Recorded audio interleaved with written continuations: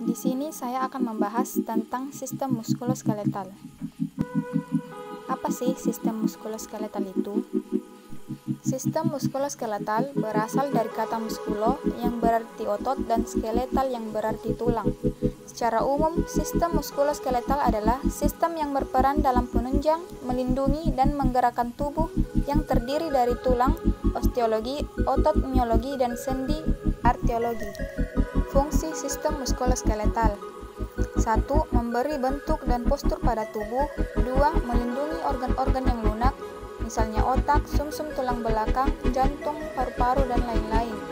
3. Penyangga berat badan. 4. Tempat melekatnya otot-otot rangka atau otot lurik. 5. Mendukung terjadinya gerakan. 6. Hematopoiesis, yaitu tempat pembentukan sel darah merah atau eritrosit. 7. Tempat penyimpanan mineral. 8. Tempat penyimpanan energi, yaitu simpanan lemak di sumsum kuning. 9. Fungsi imunologis, yaitu menghasilkan sel-sel imunitas. A. Sistem kerangka atau skeletal. Rangka merupakan rangkaian tulang yang terdiri dari susunan beberapa tulang rawan, sendi, dan ligamen yang mengelilingi organ tubuh yang lunak. Rangka tubuh manusia tersusun atas 206 tulang yang membentuk suatu kerangka tubuh yang kokoh. Fungsi utama sistem rangka yaitu sebagai tempat melekatnya otot dan memungkinkan tubuh untuk mempertahankan sikap dan posisi.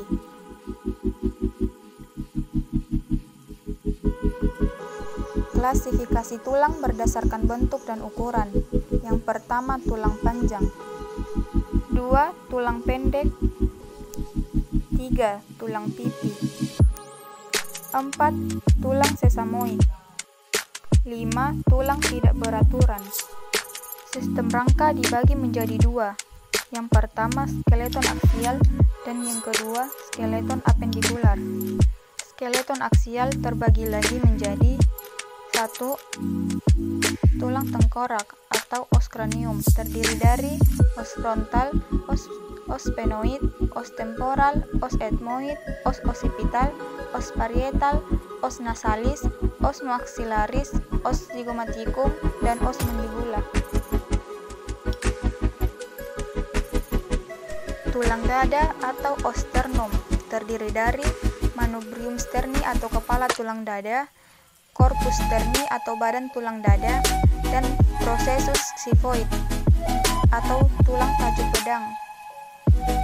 Pada tulang rusuk dibedakan menjadi 3, os costaphera atau tulang rusuk sejati 7 pasang, os costa spuria atau tulang rusuk palsu 3 pasang, os fluentantes atau tulang rusuk melayang 2 pasang. Bisa dilihat pada gambar berikut. Bagian-bagian tulang belakang atau os vertebrata.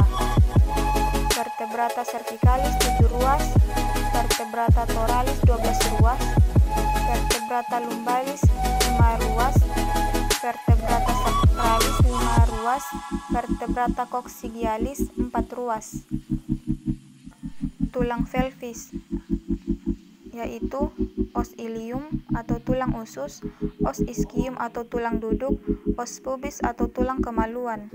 Skeleton apendikular terbagi menjadi ekstremitas atas, yaitu os clavicula, os scapula, os humerus, os ulna, os radius, os carpal, os metacarpalia, os phalanges. Ekstremitas bawah terdiri dari os ilium, os ischium, os pubis, os femur, os patella, os tibia, os fibula, osa tarsalia, osa metatarsalia, osa phalanges.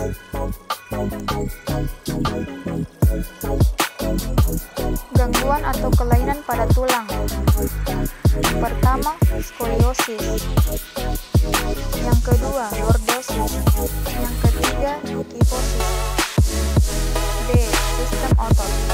Otot mempunyai kaput tensor dan kauda, juga sebagai gerak aktif yang menggerakkan tulang. Fungsi otot: yang pertama menghasilkan gerak rangka, yang kedua penopang tubuh dan mempertahankan postur, ketiga melindungi organ vital,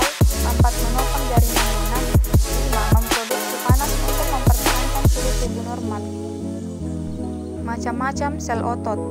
Yang pertama, otot rangka. Yang kedua, otot polos. Yang ketiga, otot jantung. Mekanisme kerja otot. Energi kontraksi otot. Gangguan atau kelainan pada otot. Yang pertama, fibromialgia. Yang kedua, cedera otot. Yang ketiga, distrofi otot. Yang keempat, atrofi otot. Dan yang kelima, kram dan kejang otot. C. Sendi. Sendi merupakan persambungan antar tulang yang menjadikan tulang menjadi fleksibel dalam pergerakan. Macam-macam sendi dibedakan menjadi 3, yaitu 1. Sendi mati atau sinartrosis adalah jenis persendian yang tidak dapat digerakkan. Yang kedua, sendi kaku atau amfiartrosis adalah jenis persendian yang memungkinkan untuk dapat sedikit digerakkan. Yang ketiga, sendi gerak atau diastosis adalah jenis persendian yang memungkinkan untuk leluasa digerakkan karena antara dua tulang tidak berhubungan oleh jaringan ikat. Sendi berdasarkan arah geraknya. Yang pertama, sendi engsel. Yang kedua, sendi putar. Yang ketiga, sendi pelana. Yang keempat, sendi kondiloid atau elipsoid. Yang kelima, sendi peluru. Yang keenam, sendi luncur. Gangguan atau kelainan pada sendi. Terkilir atau keseleo atau sprain. Dislokasi atau pergeseran tulang. Osteoartritis, ankilosis, urai sendi, dan artritis.